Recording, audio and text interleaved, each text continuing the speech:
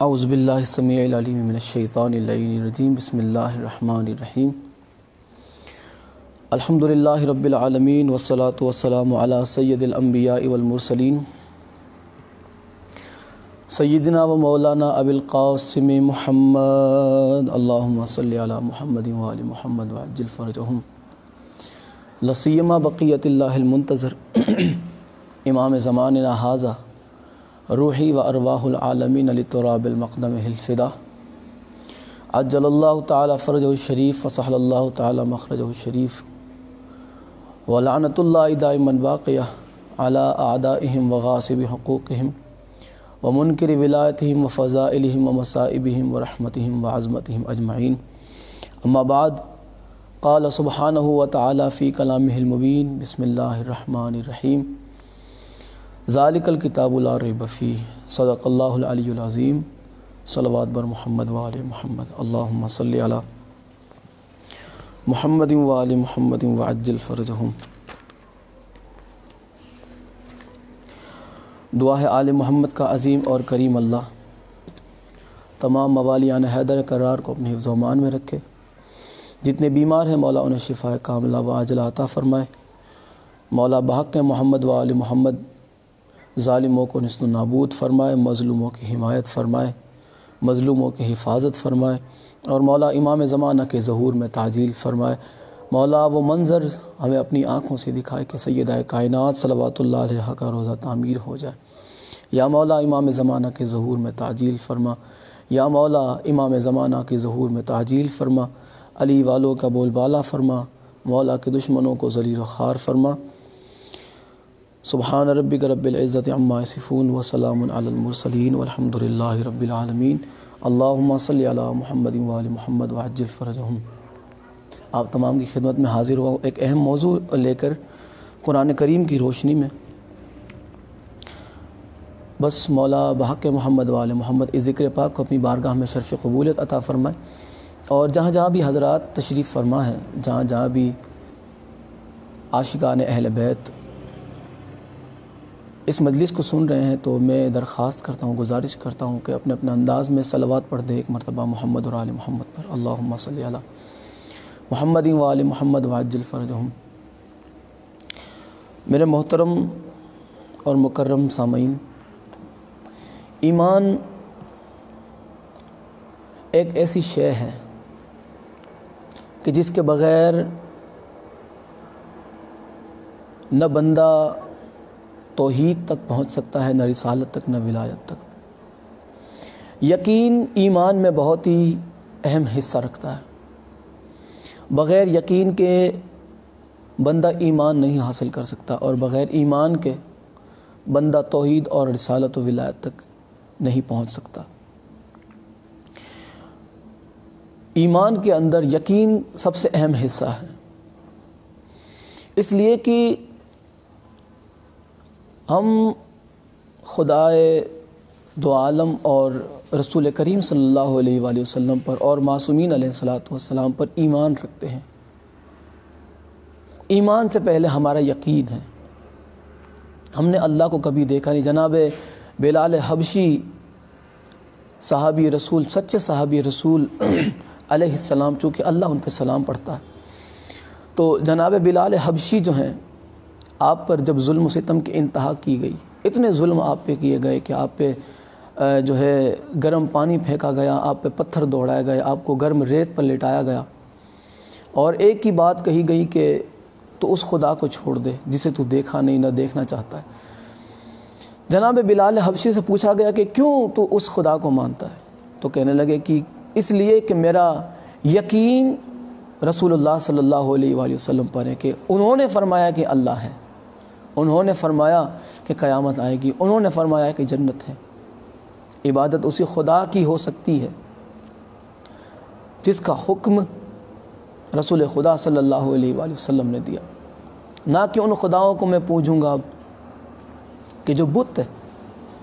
تو ان کا یقین جو ہے رسول خدا صلی اللہ علیہ وآلہ وسلم پر تھا۔ ہمارا بھی جو ایمان، جو یقین ہے، وہ رسول خدا صلی اللہ علیہ وآلہ وسلم کے فرمان پر ہی ہے، قرآن کریم پر ہی ہے۔ آپ کی زبان سے جو بات نکلتی تھی وہ کون سا قرآن کون سی حدیث یہ رسول خدا صلی اللہ علیہ وآلہ وسلم بتاتے تھے، یا آپ فرماتے تھے کہ یہ قرآن ہے یہ حدیث ہے، جس پہ رسول اللہ فرماتے تھے کہ یہ قرآن ہے، ہمارا یقین ہے ہمارا کہ وہ قرآن ہے، جس سے آپ نے فرمایا کہ یہ حدیث ہے تو ہمارا یقین ہے وہ حدیث ہے۔ ایسے ہی معصومین علیہ الصلاۃ والسلام کے فرامین ہیں، ہمارا ایمان ہے آپ پر، جو پیشین گوئیاں کی گئی اس دور کے اندر، جو مناظر ہمارے سامنے آ رہے ہیں، یہ بیماریاں، یہ وبا، یہ ظلم و ستم، یہ ساری چیزیں یہ پیشین گوئی ہیں۔ ہمارا ایمان ہے، ایمان سے پہلے یقین ہے۔ ایمان یقین کی اعلیٰ منزل کو کہتے ہیں، یقین کی اعلیٰ منزل کو ایمان کہتے ہیں، اور ایمان کی اعلیٰ منزل کو ولایت علی کہتے ہیں۔ ولایت علی کے بغیر نہ توحید قبول ہے، نہ رسالت قبول ہے، نہ ایمان تمہارا کوئی کام آئے گا، نہ یقین تمہارا کام آئے گا۔ چاہے رسول اللہ پہ جتنا یقین رکھو، اگر ولایت علی نہیں ہے تو رسول اللہ پہ یقین کوئی فائدہ نہیں دے گا۔ اگر ولایت علی کے قائل نہیں ہو، منکرین ولایت علی ہو، جو بھی ہو، تو اسے نہ توحید فائدہ دے گی، نہ رسالت فائدہ دے گی۔ بالکل ایسے ہی جیسے مغرب کی 3 رکعتیں ہو اور 2 رکعت خشوع اور خضوع سے پڑھے، رو رو کے پڑھے، گڑ گڑا کے پڑھے، ایسے سجدے کرے کہ سمجھو کہ پیشانی پہ داغ ہو جائے، مگر تیسری رکعت اگر چھوڑ دی تو وہ دونوں بھی ضائع ہو جائے گی۔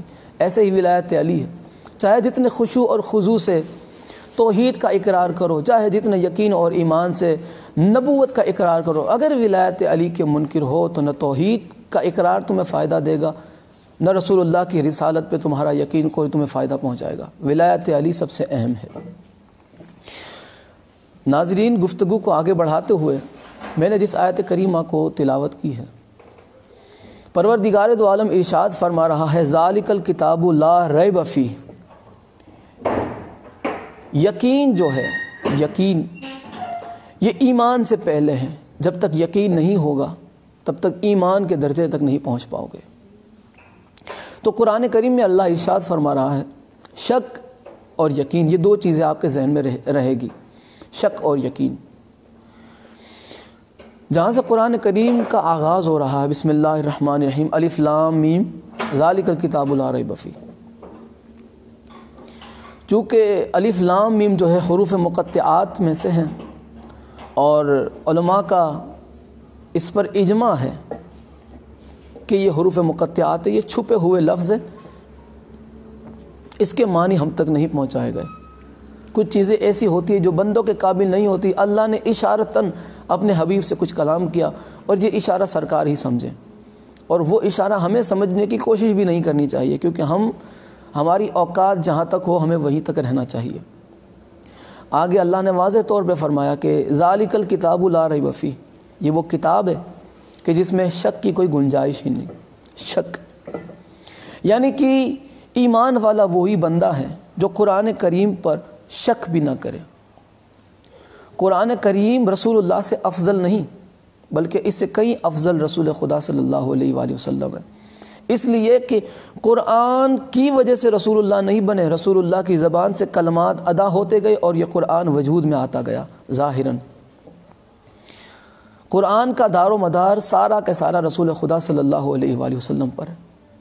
آپ نے فرمایا یہ قرآن ہے، اور اسی قرآن کے اندر اللہ نے فرمایا کہ یہ وہ کتاب ہے، ذالک الکتاب لا ریب فیہ۔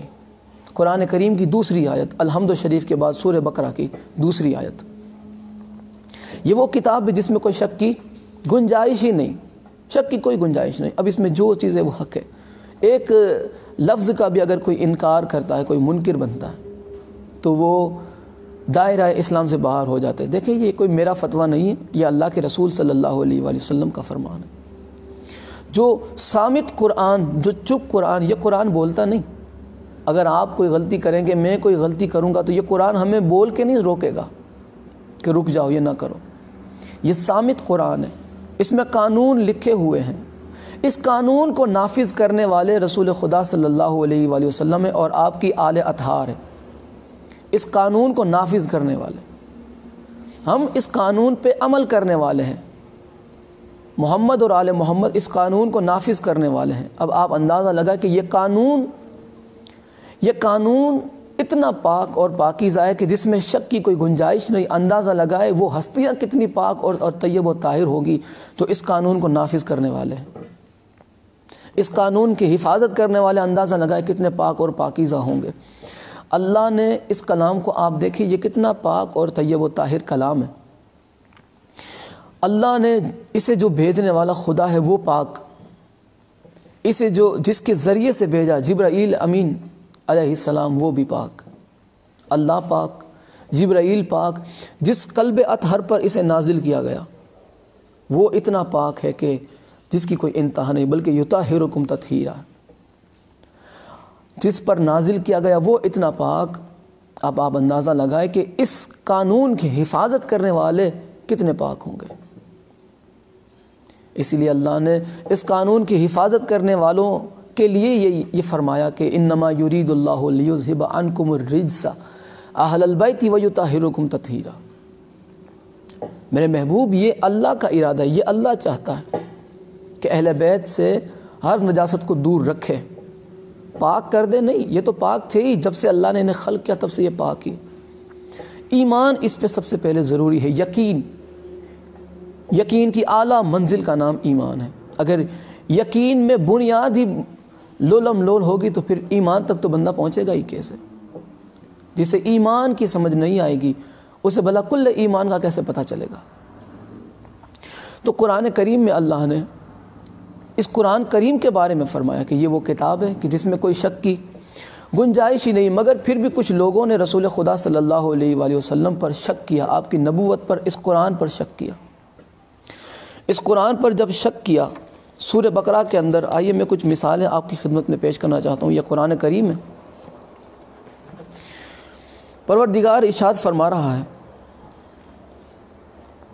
کچھ لوگوں نے, کافروں نے رسول خدا صلی اللہ علیہ وآلہ وسلم کی رسالت کا انکار کیا اور اس قرآن کو جھٹلایا کہ نعوذ باللہ رسول خدا جو ہیں یہ اپنی طرف سے کہتے ہیں, بلکہ اللہ کی طرف سے کوئی وحی نہیں آتی. جو کہتے ہیں نعوذ باللہ رسول اپنی طرف سے بنا کے کہتے ہیں.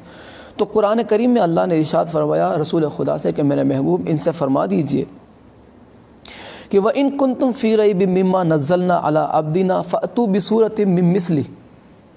میرے محبوب آپ ان سے فرما دیجئے کہ ہم نے جو کچھ اپنے بندے پر یعنی رسول خدا پر جو اتارا ہے اس میں اگر تمہیں کوئی شک ہے, اس میں اگر شک ایسا تمہیں لگتا ہے کہ یہ نعوذ باللہ رسول اللہ اپنی طرف سے بناتے, تو اللہ نے فرمایا کہ فَأْتُوا بِسُورَةٍ مِّن مِّثْلِهِ. تو ان سے کہہ دے, اللہ نے چیلنج کیا, ان سے کہہ دے کہ اس قرآن جیسا پورا قرآن نہیں بلکہ ایک سورت, فَأْتُوا بِسُورَةٍ مِّن مِّثْلِهِ, ایک سورت ہی اس کے مثل کی لے آؤ, ایک سورت ہی.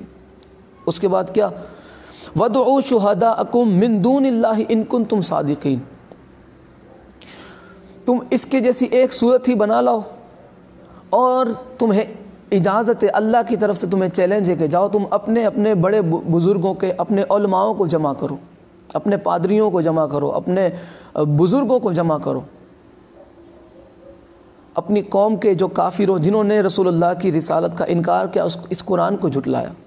اللہ نے فرمایا کہ جاؤ تم جتنے جمع ہو سکتے ہو جاؤ, تمہارے علماؤں کو اکٹھا کرو.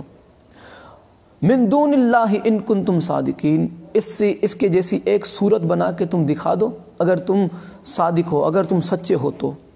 ان کنتم صادقین, اگر تم سچوں میں سے ہو تو. مگر پھر اللہ نے آگے اور وضاحت کر دی کہ میرے محبوب آپ ان سے فرما دیجئے کہ فَإِن لَّمْ تَفْعَلُوا وَلَن تَفْعَلُوا. اللہ نے فرمایا ان منکرین قرآن کو فرمایا کہ فَإِن لَّمْ تَفْعَلُوا, یاد رکھو کہ یہ تم کبھی نہیں کر سکتے, اس کی مثل تم کبھی نہیں بنا سکتے. وَلَن تَفْعَلُوا, اور ہرگز نہیں بنا سکتے.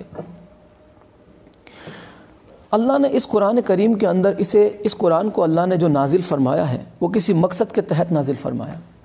اسے صرف تراویحوں میں تلاوت کے لیے یا شبینوں میں سنانے کے لیے نہیں, بلکہ اس قرآن کو اللہ نے نازل کیا ہے تدبر کے لیے, اس میں غور و فکر کے لیے اللہ نے اس قرآن کو نازل کیا, اور اس پہ غور و فکر کر کے کچھ نتیجے حاصل کرنے کے لیے اللہ نے اس قرآن کریم کو نازل کیا. مگر آج کل جو ہے ٹرینڈنگ ہے, بس رمضان المبارک بالکل قریب ہے اور لوگ جو ہے تراویحوں میں ماشاءاللہ جذبے کے ساتھ قرآن کریم کی تلاوت کریں گے، مگر سمجھیں گے نہیں اس قرآن کو تلاوتوں کے لیے نہیں بلکہ ہدایت کے لیے نازل فرمایا۔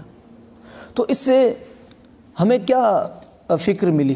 اس آیت سے پتہ چلا کہ قرآن کریم پہ شک وہی کرتا ہے، رسول اللہ کی رسالت پہ وہی شک کرتا ہے جو کافر ہو، اور ان کافروں کے لیے اللہ نے فرمایا کہ یہ چاہے جتنی کوشش کر لے، نہ رسول جیسا کسی کو بنا کے لا سکتے ہیں، نہ قرآن کی مثل کوئی چیز یہ لا سکتے ہیں۔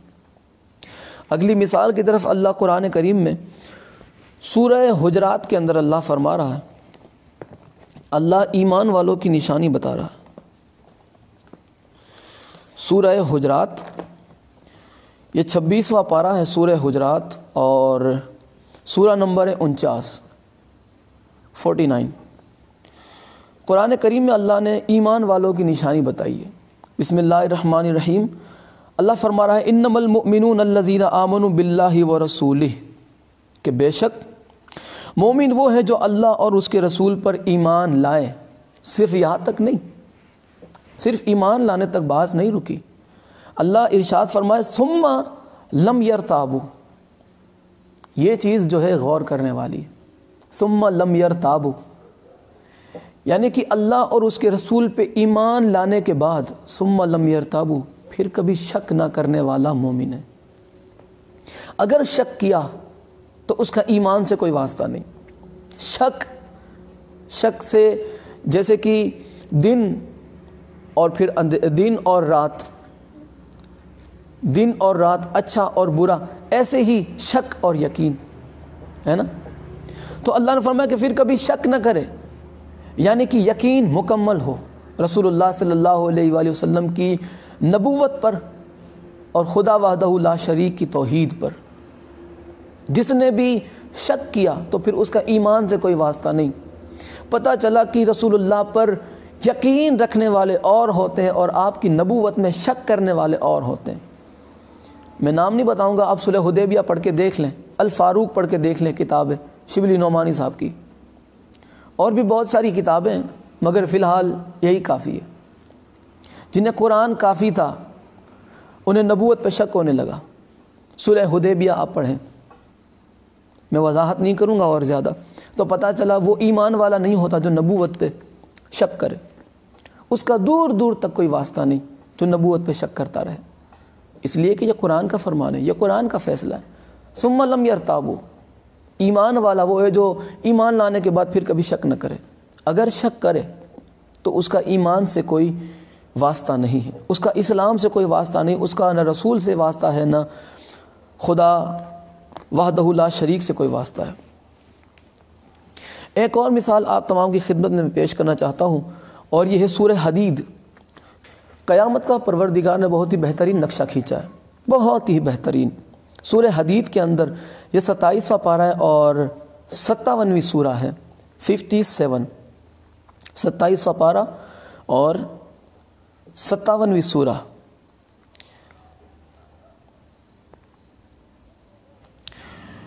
قرآن کریم میں اللہ ارشاد فرما رہا ہے، سورہ حدید میں دیکھیں، قرآن کریم میں بہت سارے، قرآن کریم کو صرف چوم کے غلاف میں رکھنے کے لیے اللہ نے نازل نہیں فرمایا، بلکہ اسے ہدایت کے لیے نازل فرمایا۔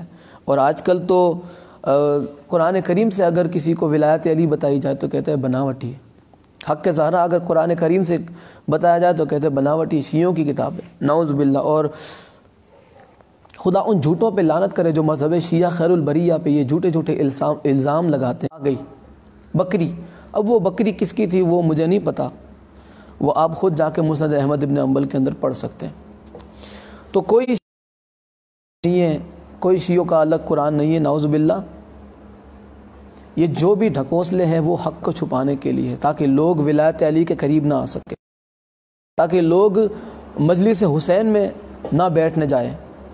اگر وہاں چلے گئے تو پتہ چل جائے گا حق کیا ہے باطل کیا ہے۔ اگر بندہ شیعہ کے ساتھ اٹھنا بیٹھنا شروع ہو گیا تو اسے پتہ چلے گا کہ توہین رسالت کون کرتا ہے، توہین پروردگار کون کرتا ہے، کس کی کتاب میں لکھا ہے کہ کس کی کتاب میں لکھا ہے کہ نعوذ باللہ نعوذ باللہ نقل کفر نباشت کہ اللہ قیامت کے دن جہنم میں اپنا پیر ڈالے گا، نعوذ باللہ۔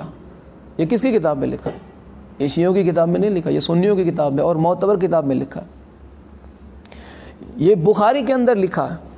ایک اور جو ہے توہین رسالت والی نعوذ باللہ ایک حدیث موجود ہے، ایک روایت بخاری کے اندر کہ نعوذ باللہ رسول خدا صلی اللہ علیہ وآلہ وسلم نے کئی مرتبہ خودکشی کرنے کی کوشش کی، لعنت اللہ علی الکاذبین۔ خودکشی حرام ہے، نعوذ باللہ رسول اللہ جو سید الانبیاء وہ فعل حرام کرنے کے لیے جا رہے، اور ایک مرتبہ نہیں کئی مرتبہ، نعوذ باللہ۔ یہ شیعہ کی کتاب میں نہیں لکھا، یہ سنی کی کتاب میں اور معتبر کتاب بخاری میں لکھا ہے۔ یہ میں نے پڑھ کے بتا رہا ہوں آپ کو، اتنی بڑی کتاب اور اس میں یہ ساری چیزیں لکھی ہوئی۔ تو کون ہے توہین رسالت کرنے والا؟ آپ نے شیعوں سے صرف ذکر اہل بیت رسول سنا ہے، کبھی رسول خدا صلی اللہ علیہ وآلہ وسلم کا ذکر بھی کسی شیعہ سے سن لیا کرو، تاکہ آپ کو پتہ چلے کہ عظمت رسول خدا کیا ہے، رسول خدا کس ہستی کا نام ہے۔ تمہیں تو رسول خدا صلی اللہ علیہ وآلہ وسلم کی عظمت بیان کرنے کی بھی تمیز نہیں، تو تمہیں کیسے پتہ چلے گا کہ کیا ہے رسول خدا؟ تو لہٰذا بہت سارے جھوٹے الزام ہیں، مگر فی الحال ان لوگوں نے اپنی قبر کے اندھیرے کو یاد نہیں کیا۔ میرا خیال ہے کہ وہ لوگ بھول گئے کہ انہیں پتہ نہیں ہے کہ قبر میں مرنے کے بعد ان کی قبر میں اندھیرا ہوگا، قیامت میں جب اٹھائے جائیں گے تو پروردگار کے سامنے کس منہ سے جائیں گے؟ حقیقت مرنے سے پہلے بتا کے جاؤ مولویوں۔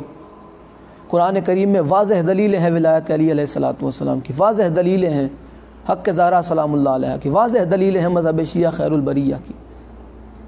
کوئی بھی بات مذہب شیعہ خیر البریہ کی قرآن سے ہٹ کے نہیں ہے، نہ قرآن سے ہٹ کے ہے، نہ معصومین علیہ الصلوۃ والسلام کے فرمان سے ہٹ کے، بلکہ مذہب شیعہ تو نام ہی قرآن اور فرمان معصومین علیہ السلام کا ہے۔ اس کے علاوہ مذہب شیعہ میں جتنی بھی چیزیں ہیں اسے مذہب شیعہ قبول نہیں کرتا۔ تو یہ تو قیامت کو بھول گئے، لیکن اللہ نے بغض علی رکھنے والوں کو ایک بہت زوردار تماچا مارا ہے سورہ حدید کے اندر۔ سورہ حدید کے اندر یہ 57ویں آیت ہے اور پارہ 27واں ہے۔ پروردگار ارشاد فرما رہا ہے کہ یوم یقول المنافقون والمنافقات للذین آمنوا انظرونا نقتبس من نورکم۔ قیامت کا بہت ہی حسین منظر اللہ نے کھینچا ہے۔ کیا اللہ فرما رہا ہے کہ اس دن یعنی قیامت کے دن منافق مرد اور عورت ایمانداروں سے کہیں گے کہ ہمارا انتظار کرو۔ کیوں انتظار کرو؟ کہ نقتبس من نورکم، تاکہ ہم بھی تمہارے نور سے فائدہ اٹھا سکیں۔ میں تھوڑی وضاحت کر دوں کہ قیامت کے دن مومن اور مومنات، مومنین کا اپنا ذاتی نور ہوگا۔ مومنوں کا، دیکھیے یہ قرآن ہے، میں بخاری سے حدیث نہیں پڑھ رہا، خود مومنوں کا اپنا ذاتی نور ہوگا۔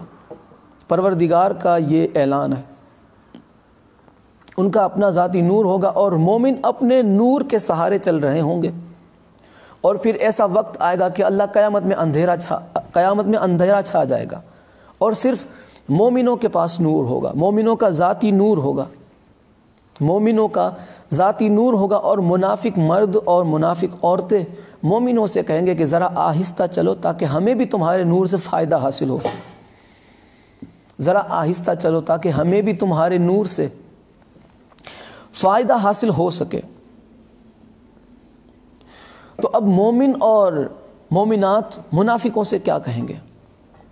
اچھا، میں یہاں پہ ایک چیز آپ کو بتانا چاہتا ہوں کہ علامہ اقبال نے ایک نظم لکھی تھی، بلبل اور جگنو۔ بس انہوں نے ایسے ہی، آپ نے ان کا ایک پوسٹ دیکھا ہوگا جو مشہور زمانہ ایسے آپ بیٹھے ہوئے ہیں۔ تو یہ جو آپ سوچ رہے تھے بیٹھے بیٹھے، انہوں نے ایک نظم لکھی، بس اسی سوچ میں انہوں نے ایک نظم لکھی، حالانکہ اس کا حقیقت سے کوئی واسطہ نہیں۔ انہوں نے بتایا کہ سہارے کے لیے کس چیز کی ضرورت پڑتی ہے۔ انہوں نے ایک نظم لکھی بلبل اور جگنو، جس میں انہوں نے لکھا ہے کہ ایک بلبل جو ہے اپنے گھر سے نکلا اور پھر جب گھر جانے لگا تو اس سے پہلے رات ہو گئی، پریشان ہو گئی بلبل پریشان ہو گئی۔ تو اب وہ پریشان ڈال پہ بیٹھی ہوئی تھی،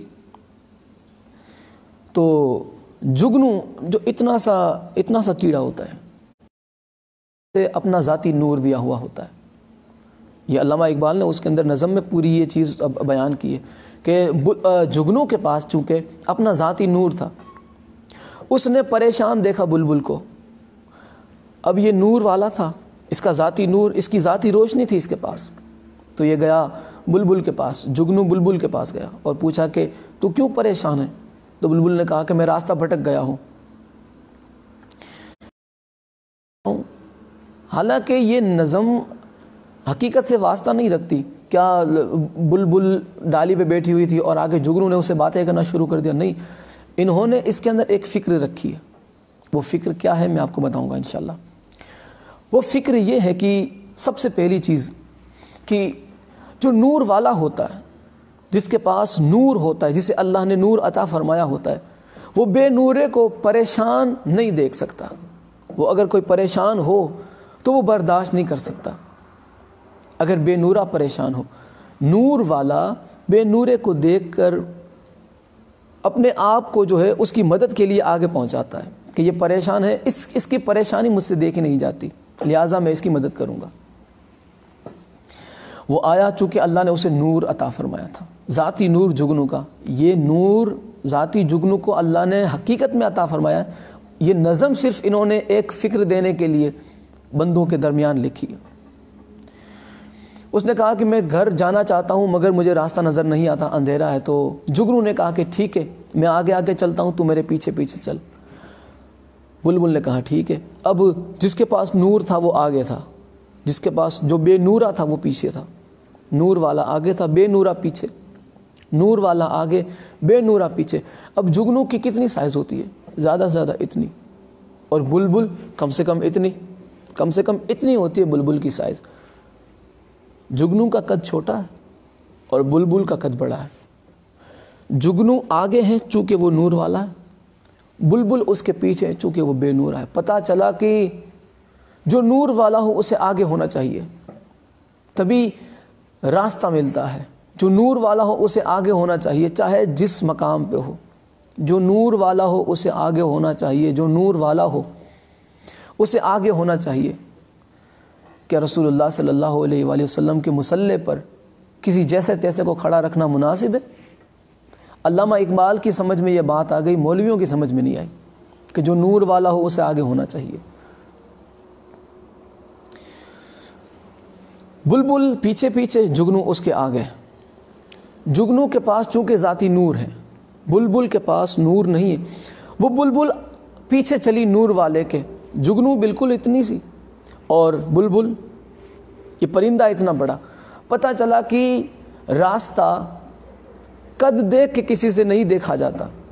یہ نہیں دیکھا جاتا کہ اس کا قد بڑا ہے تو اسے آگے کیا جائے، بلکہ جس کے پاس نور ہو، جس کے پاس صلاحیت ہو، جس کے پاس اللہ کی دین ہو، اسی کو آگے ہونا چاہیے. جس کے پاس علم ہو اسی کو آگے ہونا چاہیے.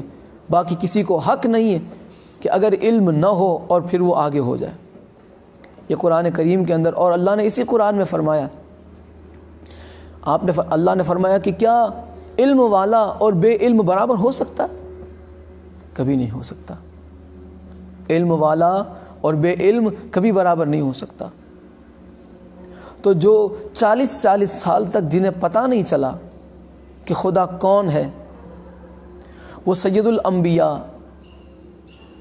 حضور احمد مجتبیٰ محمد مصطفیٰ صلی اللہ علیہ وآلہ وسلم کے ہوتے ہوئے آگے کیسے کھڑا ہو سکتا ہے نا؟ سوچنے والی بات. بندوں کی مت ماری گئی ہے، بندوں کی عقلیں پتہ نہیں گھاس چرتی ہے یا کیا پتہ نہیں، کہ رسول خدا کو پیچھے کر دیا اور فلانے بندے کو آگے. یہ توہین رسالت ہے، یہ توہین رسالت ہے. یہ عہدہ نبوت کی توہین کر رہے ہیں بندے. مذہب شیعہ اس بات کو بالکل قبول نہیں کرتا. رسول اللہ ہر مقام پہ آگے ہیں. امامت کی بات ہو تب بھی، رسالت کی بات ہو تب بھی. آپ سے آگے اللہ نے کبھی کسی کو برداشت نہیں کیا.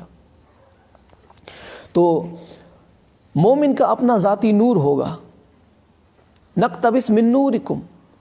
منافق کہیں گے تم ذرا آہستہ چلو مومنوں سے. اب مومن جو ہیں، علی والے جو ہیں، فخر کریں کہ مومنوں کا اپنا ذاتی نور ہوگا. اپنے ذاتی نور کی روشنی میں مومن چل رہے ہوں گے۔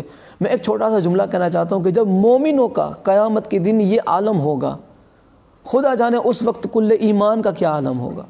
جب مومنوں کا اپنا یہ نور ہے تو کل ایمان کے ایمان کی کیا بات، کل ایمان کے نور کی کیا بات ہوگی۔ منافق کہیں گے ذرا آہستہ چلو تاکہ ہم تمہارے نور سے فائدہ اٹھا سکے، تاکہ ہم تمہارا سہارا لے سکے، تاکہ ہمیں تمہارے ذریعے سے، تمہارے نور کے ذریعے سے راستہ نظر آئے۔ مومن پتہ ہے انہیں کیا کہیں گے؟ مومن فخر سے، اب جہاں جہاں مومنین سن رہے ہیں وہ اپنے سینے کو جو ہے فخر سے ایسے چوڑا کر کے چلے، کیونکہ جس کے دل میں علی ہو اسے سر جھکا کے نہیں بلکہ فخر سے سر اٹھا کے اور سینہ تان کے چلنا چاہیے، فخر سے، تکبر سے نہیں، فخر سے چلنا چاہیے جس کے دل میں علی ہو۔ اور باقی ان لوگوں کے تو گٹر میں، نالی میں اپنی ناک ڈبو کے مر جانا چاہیے جنہیں معرفت اہل بیت ہی نہیں۔ مومن منافقوں سے کہیں گے کہ قیل ارجعوا وراءکم فالتمسوا نورا، جاؤ اب دنیا میں واپس جاؤ اور تم لوگ اپنا نور ڈھونڈ کے لے آؤ۔ تم جاؤ دنیا میں واپس اور اپنا نور ڈھونڈ کے لے آؤ۔ فالتمسوا نورا، جاؤ اور اپنا نور ڈھونڈ کے لے آؤ۔ فضرب بینہم بسور لہ باب، آگے اللہ ارشاد فرما رہا ہے کہ فضرب بینہم بسور لہ باب۔ یہ جو میں نے آیت پڑھی اس سے پہلے کہ قیل ارجعوا وراءکم فالتمسوا نورا، کہ جاؤ تم دنیا میں واپس اور اپنا نور تم ڈھونڈ کے لاؤ، یعنی اب وہ بتا رہے ہیں کہ قیامت کے دن واپس آنے کا کوئی راستہ نہیں، وہ ون وے ہے، وہاں جو گیا پھر وہ واپس نہیں آ سکتا۔ مومن کہہ رہے ہیں کہ جاؤ دنیا میں اپنا نور ڈھونڈ کے لے آؤ۔ اب اس سے کیا سبق حاصل کیا؟ اس سے کون سی فکر ہمیں حاصل ہوئی؟ فکر یہ حاصل ہوئی کہ اگر قیامت کے دن ہمیں اپنا ذاتی نور چاہیے تو ہمیں اسی دنیا میں ان نور والوں کی نسبت اپنے دلوں میں بسانی ہوگی۔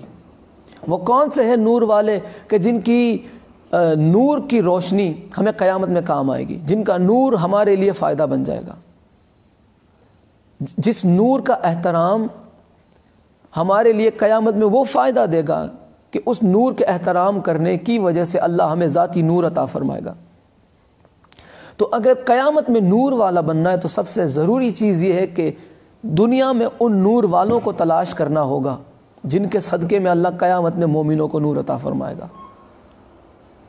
باقی تو چاہے جتنی کوشش کرتے رہو، وہاں کچھ نہیں ملنے والا سوائے ذلت اور رسوائی کے، سوائے جہنم کے کچھ نہیں ملنے والا۔ جس نے اہل بیت علیہ الصلوۃ والسلام کی عظمت اور تعظیم کو ٹھکرایا،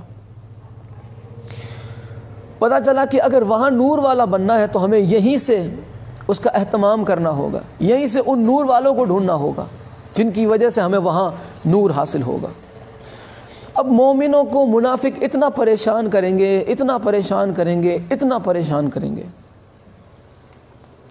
کہ اللہ اب ان دونوں کے درمیان فضرب بینہم بسور لہ باب، اللہ مومن اور منافق کے درمیان ایک دروازہ بنا دے گا، مومن اور منافق کے درمیان ایک دروازہ، فضرب بینہم بسور لہ باب، ایک دروازہ ہوگا۔ کتنی خوبصورت بات ہے، مومن اور منافق کے درمیان ایک دروازے کا ہی تو فاصلہ ہے، وہ دروازہ علی ابن ابی طالب علیہ السلام ہے۔ اسی لیے رسول اللہ نے فرمایا انا مدینۃ العلم و علی بابھا، اس دروازے کے اندر جو چلا گیا وہ صاحبان ایمان ہے، جو بھی اندر چلے گئے وہ صاحبان ایمان ہے، جو اس دروازے کے باہر رہ گئے وہ منافق ہے۔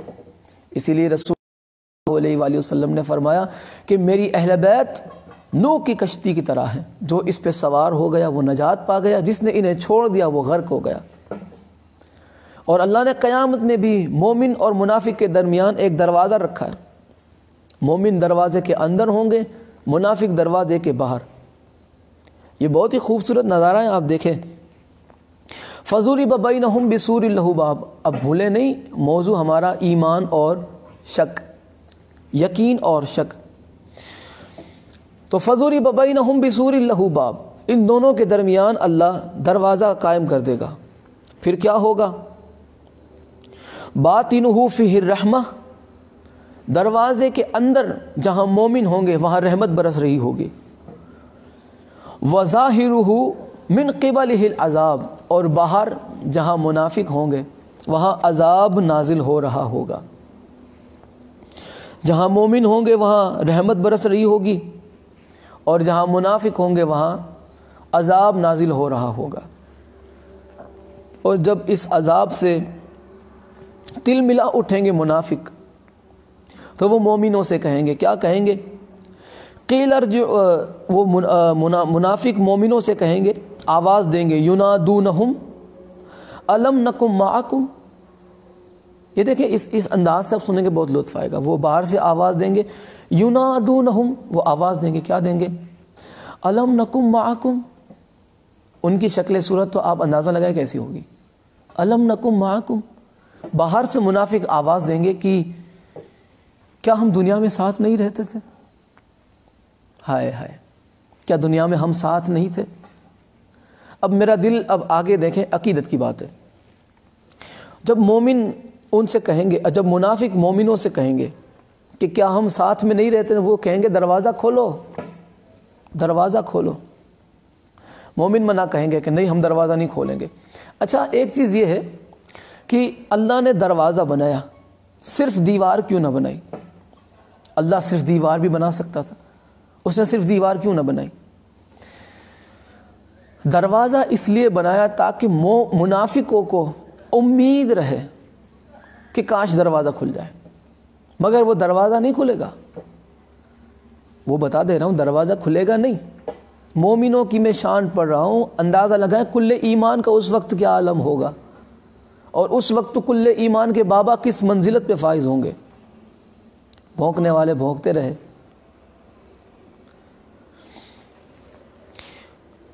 تو وہ آواز دیں گے، ینادونہم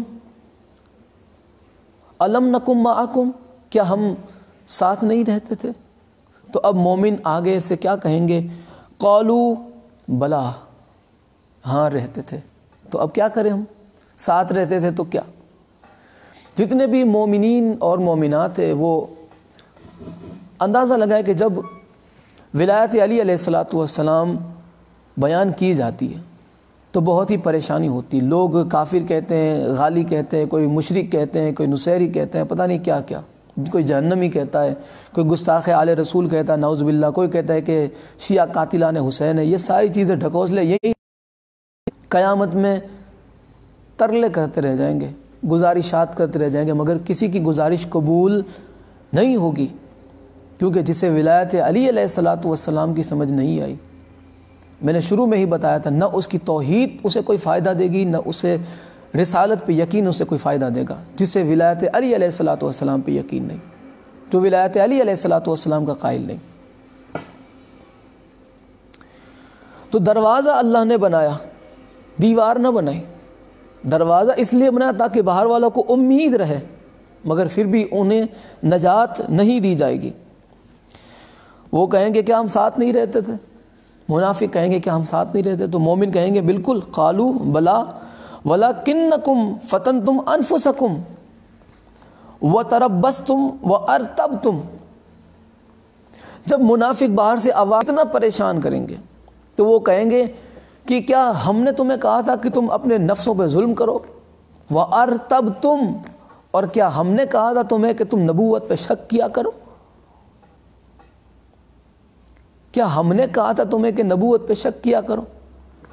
صرف نبوت پہ شک نہیں، بلکہ ولایت علی پر بھی شک اصل میں نبوت پہ شک ہے۔ ولایت علی پہ شک اصل میں توحید پروردگار پہ شک ہے۔ ولایت علی پہ شک اصل میں قرآن پہ شک ہے۔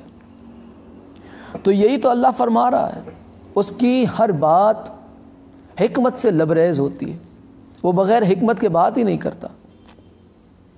رسول اللہ صلی اللہ علیہ وآلہ جو خطبہ بڑا بلند و بالا آپ نے خطبہ عظیم ارشاد فرمایا، اور اس میں اتنی بڑی حدیث کہ من کنت مولا فہذا علی مولا، کیا سمجھ آئی بندوں کو اس حدیث کی؟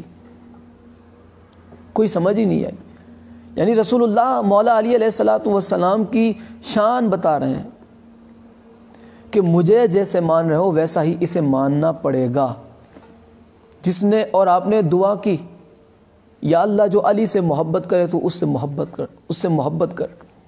جو علی سے دشمنی رکھے، یا اللہ تو اس کا دشمن ہو جا۔ تو ولایت علی پر شک اصل میں نبوت اور توحید پہ شک ہے، اصل میں وہ قرآن پہ شک ہے۔ تو مومن کہیں گے کہ کیا ہم نے تمہیں کہا تھا وہ ارتب تم کہ تم شک کرو؟ کیا ہم نے کہا تھا؟ ہم تمہیں نہ کہتے تھے کہ قیامت کے دن اگر نجات چاہتے ہو؟ ہم آج بھی کہتے ہیں اور قیامت کے دن بھی کہیں گے، ہم آج بھی کہتے ہیں، قیامت کے دن بھی کہیں گے کہ اگر آج کہتے ہیں ہم کہ اگر نجات چاہتے ہو تو دامن اہل بیت میں آ جاؤ، ورنہ قیامت میں ذلیل و خوار ہو جاؤ گے۔ اور قیامت کے دن ہم پھر دہرائیں گے تم سے کہ ہم نے تمہیں نہ کہا تھا کہ اپنی جانوں پہ اہل بیت کی دشمنی کر کے ظلم نہ کرو؟ ہم نے نہ کہا تھا تمہیں کہ ولایت علی پہ شک نہ کرو، عصمت آل محمد پہ شک نہ کرو، عظمت آل محمد پہ شک نہ کرو، شان آل محمد پہ شک نہ کرو؟ ہم وہ چیزیں دہرائیں گے جو آج ہم کہہ رہے ہیں۔ ہمیں ہمارے اعمال پہ فخر نہیں ہے، یہ ایک بات یاد رکھنا۔ کوئی یہ کہتا ہو کہ ہم ہماری نماز، روزہ، حج، زکوٰۃ پہ کوئی فخر کر کے یہ باتیں کر رہے، نہیں، ہمارا کوئی سجدہ ایسا نہیں ہے جو اللہ کی بارگاہ میں قابل قبول ہو۔ بہت بڑے گناہ گار، ہم بہت بڑے سیاہ کار ہیں۔ جو ہمیں فخر دلاتی ہے وہ ہے نسبت آل رسول، نسبت محمد اور آل محمد، ولایت علی علیہ السلام، نسبت سیدہ کائنات صلوات اللہ علیہ۔ ہمیں تو ان نسبتوں پہ فخر ہے۔ ہماری تو ذاتی کوئی عبادت ایسی ہے ہی نہیں کہ ہم اللہ کے حضور میں اپنا کوئی منہ لے کے جا سکے، لیکن ہمارے پاس اگر کوئی شے ہے تو وہ آل محمد کی ولا ہے جو اللہ کی بارگاہ میں ہم پیش کر سکتے ہیں۔ اسی فخر سے ہم کہتے ہیں کہ قیامت کے دن، بے شک قیامت کے دن ہم انشاءاللہ آل محمد علیہ الصلوۃ والسلام کی غلامی میں ہوں گے۔ یہ ساری چیزیں پہلے دنیا میں فکس کرنی پڑتی ہے، پکی کرنی پڑتی ہے۔ دنیا میں لالچ، دولت، گھر، زر، سلام، جھک جھک کے لوگوں کا ملنا، یہ ساری چیزیں ترک کرنی پڑتی، تب جا کے ولایت علی علیہ الصلوۃ والسلام کا کوئی شعور آتا ہے۔ ورنہ نوٹا کمانے میں، پیٹ بھرنے میں، بنگلے بنانے میں، گاڑیاں خریدنے میں اگر بندہ رہ جائے گا تو اسے ساری چیزیں لذت یہی ملے گی، آخرت میں بھاٹے ملیں گے، آخرت میں اہل بیت علیہ السلام منہ پھیر لیں گے۔ دنیا میں تو نے دنیا کی عزت قبول کی، آخرت میں ہم تجھے کیسے قبول کر لیں؟ بڑے بڑے نامور، اونچی اونچی ٹوپیاں، ڈسڑاتے ہوئے جبے، لہراتے ہوئے جبے، کیا میں تعریف بیان کروں ان مولویوں کی۔ ہزاروں روپے، لاکھ لاکھ، ڈیڑھ لاکھ روپے فیس لیتے ہیں اور ولایت علی علیہ الصلوۃ والسلام کے منکر بنے پھرتے ہیں۔ تو انہوں نے تو دنیا چن لی نا، تو دنیا میں ان کی بہت عزت ہوگی، آخرت میں ان کی پھوٹی کوڑی بھی نہیں ہوگی۔ انہی کا انجام ہوگا یہ جو ولایت علی علیہ الصلوۃ والسلام کو چھپاتے ہیں، اس سے منہ پھیرتے ہیں۔ تو مومن کہیں گے کہ کیا ہم نے تمہیں کہا تھا تم شک کرو؟ ہم نے کہا تھا تم شک کرو؟ ہم تو کہتے تھے کہ یقین رکھو اگر قیامت میں فلاح چاہتے ہو، یقین رکھو اگر قیامت میں کامیاب ہونا چاہتے ہو، اہل بیت پہ یقین رکھو، سیدہ کائنات پہ یقین رکھو۔ اگر سیدہ کائنات پر ایمان نہیں رہا تو پھر قیامت میں تمہاری کوئی جگہ ہی نہیں، جگہ ہے تو وہ منافقوں کے درمیان ہے۔ مومن کہیں گے کہ ہم نے تو کہا تھا نا تمہیں کہ شک نہ کرو۔ اب اللہ فرماتا ہے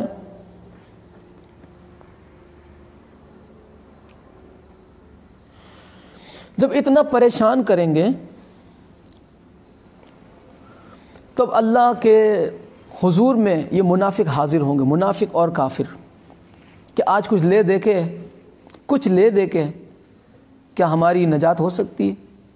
تو آواز پروردگار آئی کہ فَالْيَوْمَ لَا يُؤْخَذُ مِنْكُمْ فِدْيَةٌ وَلَا مِنَ الَّذِينَ كَفَرُوا، کہ اس دن منافق اور کافروں سے کوئی فدیہ نہ لیا جائے گا، انہیں کچھ لے کے چھوڑا نہ جائے گا، انہیں کچھ بھی لے کے چھوڑا نہ جائے گا، بلکہ پھر کیا ہوگا کہ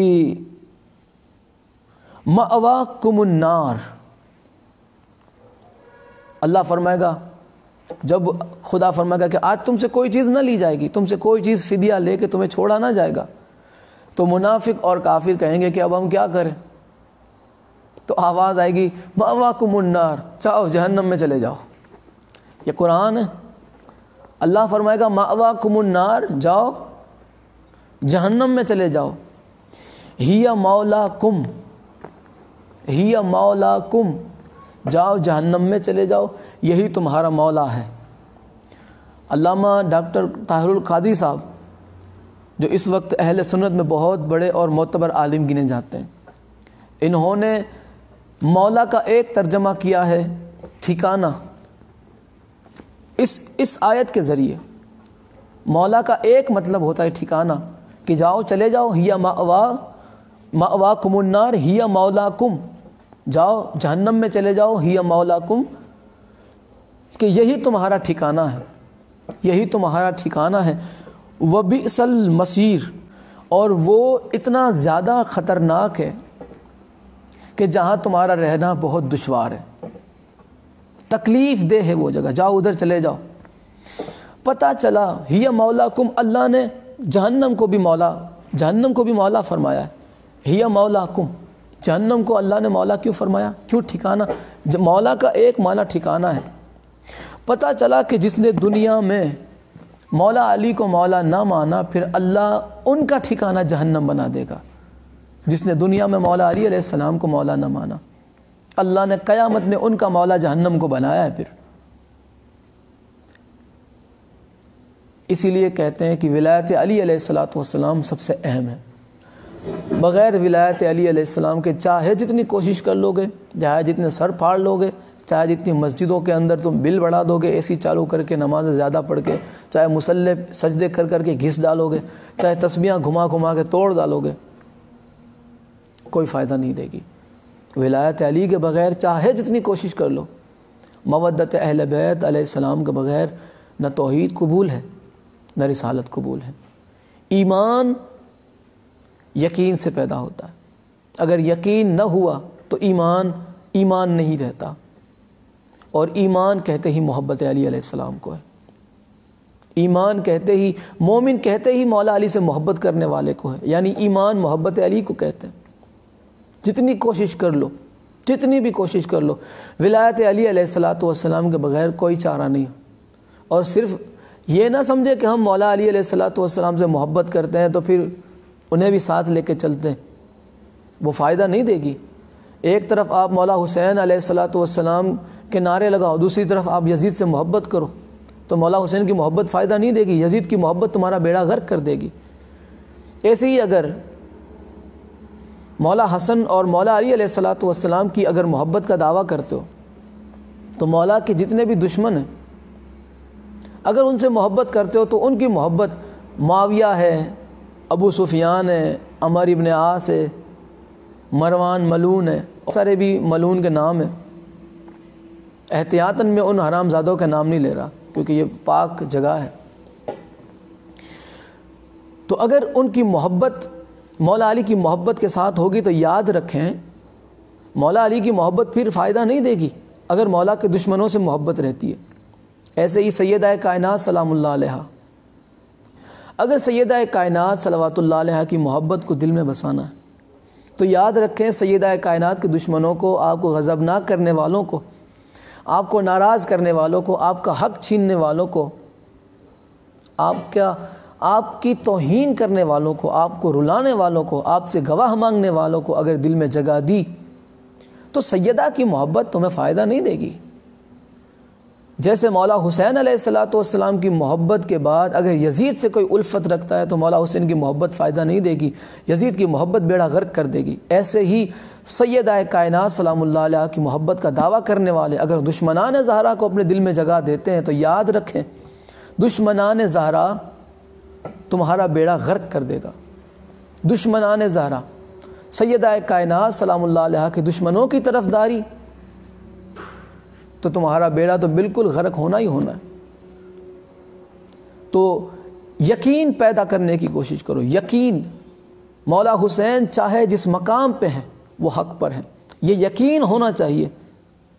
نیزے کی نوک پر ہے تو کیا اب سوچ میں پڑ جاؤ گے، شک میں پڑ جاؤ گے کہ کہیں نعوذ باللہ یہ جادو تو نہیں۔ یقین ضروری ہے، شک نہ کرنا کہ مولا حسین حق پر تھے یا نہ تھے۔ مولا حسن علیہ السلام کے سامنے معاویہ آیا، مولا علی علیہ السلام کے سامنے معاویہ آیا، شک نہ کرنا کہ مولا علی حق پر تھے یا نہ تھے، امام حسن مجتبیٰ حق پر تھے یا نہ تھے۔ یقین سے کہو کہ مولا حسین بھی حق پر تھے، مولا حسن بھی حق پر تھے، اور مولا علی بھی حق پر تھے۔ پتہ چلا کہ جو حق پر نہ تھے وہ لعنتی تھے، کیونکہ یہ حق سے لڑنے کے لیے آ گئے۔ ایسے ہی سیدہ کائنات سلام اللہ علیہا کے لیے یقین پیدا کرو، چاہے جو سامنے آ جائے۔ سیدہ کائنات حق پر تھے، حق پر تھے، حق پر تھے۔ آپ کے مقابلے میں آنے والا کل بھی حرام زادہ اور لعنتی تھا، آج بھی وہ حرام زادہ اور لعنتی ہے، اور قیامت تک وہ حرام زادہ اور لعنتی رہے گا جو سیدہ کائنات کے مقابلے میں آئے گا۔ دیکھیں میں کسی کا نام نہیں لے رہا، یہ میں نے کسی کا نام نہیں لیا۔ اب جو بھی سیدہ کائنات کا منکر ہو، آپ کی عصمت کا قائل نہ ہو، جو بھی ہو، مجھے اس سے کیا؟ میں کہاں کسی کے باپ کا دیا کھاتا ہوں، میں تو آل محمد کی در کی خیرات پہ پلتا ہوں، حق ہے میں تو وہ بول کے رہوں گا۔ تو جو بھی سیدہ کائنات کے مخالف آ جائے، آپ کی عصمت پہ شک کرے، آپ کو حق نہ مانے، آپ کی باتوں کو تسلیم نہ کرے، بلکہ آپ سے گواہ مانگے، فیصلہ فوراً ہونا چاہیے کہ وہ لعنتی ہے جو سیدہ کائنات سلام اللہ علیہ کے خلاف کھڑا ہو گیا۔ مولا بحق محمد و آل محمد تمام موالیان حیدر کرار کو اپنے حفظ و امان میں رکھے، اور امت محمد کے مسلمانوں کو مولا معرفت محمد اور آل محمد عطا فرمائے، تاکہ وہ اہل بیت علیہ السلام کے حق کو سمجھ سکے، آپ کے مقام کو سمجھ سکے۔ مولا اس ذکر پاک کو اپنی بارگاہ میں شرف قبولیت عطا فرمائے۔ مولا بحق محمد و آل محمد تمام موالیان حیدر کرار کو، عاشقان محمد اور آل محمد کو، حبداران اہل بیت کو ہر بیماری، بلا، آفت اور وبا سے محفوظ رکھے۔ مولا وہ منظر ہمیں اپنی آنکھوں سے جلد دکھائے کہ سیدہ کائنات صلوات اللہ علیہ کا روضہ تعمیر ہو جائے۔ یا مولا امام زمانہ کے ظہور میں تعجیل فرما، علی والوں کا بول بالا فرما، مولا کے دشمنوں کو ذلیل و خوار فرما۔ کما قال اللہ تبارک و تعالی فی شان حبیبہ مخبرا و آمرا، ان اللہ و ملائکتہ یصلون علی النبی یا ایھا الذین آمنوا صلوا علیہ وسلموا تسلیما، اللہم صلی علی محمد و آل محمد وعجل فرجہم۔